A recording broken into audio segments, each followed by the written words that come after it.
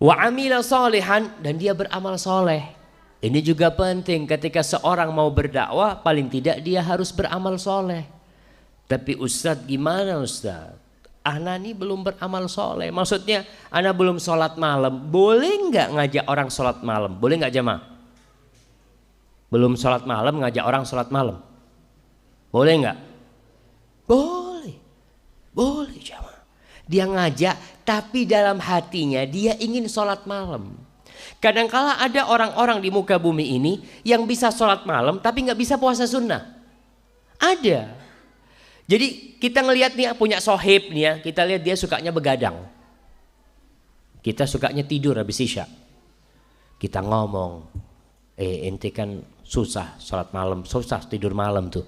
Usahakanlah ente itu sholat malam, pahalanya sholat malam dia jelasin ya. Seakan-akan dia orang yang sholat malam gitu, padahal dia nggak sholat malam gitu.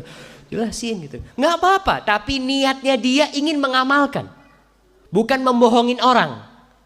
Ada orang yang nyuruh orang berbuat baik tapi dia sendiri tidak ingin mengamalkan.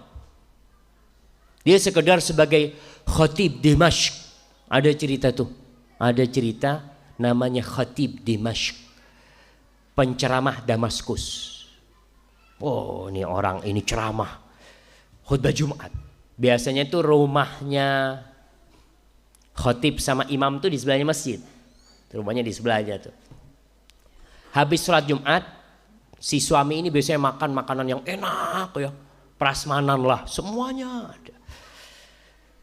Tahu-tahu si istri dengar suaminya ceramah Jumat, menyuruh orang bersedekah, menyuruh orang berbuat zuhud, agar tidak duniawi, agar mencari dunia untuk akhirat ya. Lan tanalul birra hatta tunfiqu mimma tuhibbun. Kau tidak akan mencapai tingkat kebaikan sampai menginfakkan yang kau cintai. Istrinya dengar di rumah.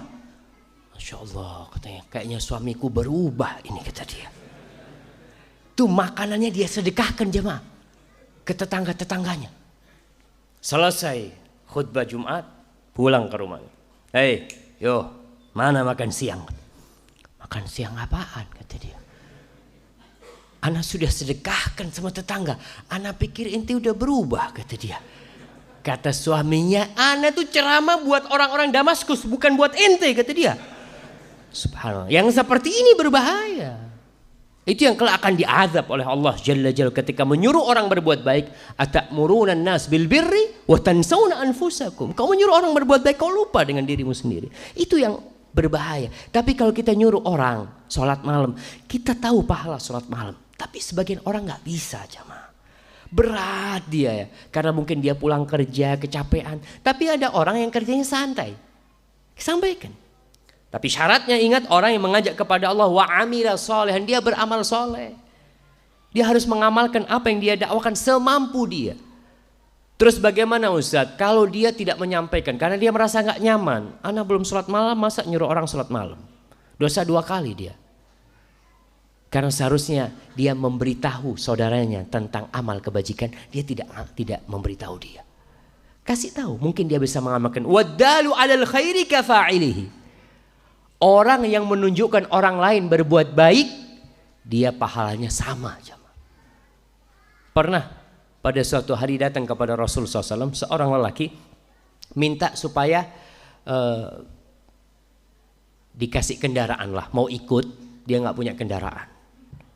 Rasulullah SAW mengatakan nggak ada kendaraan, tapi coba kau berangkat ke Fulan, kau berangkat ke Fulan, mungkin Fulan punya. Berangkat ke Fulan, dikasih kendaraan. Lalu Rasulullah SAW mengatakan ad-dalu 'alal khairi kafa'ilihi. Orang yang menunjukkan kepada kebaikan itu seperti orang yang berbuat pahalanya. Maka tunjukkan kepada kebaikan, tapi kita berusaha untuk mengamalkannya. Kalau punya kita akan memberi.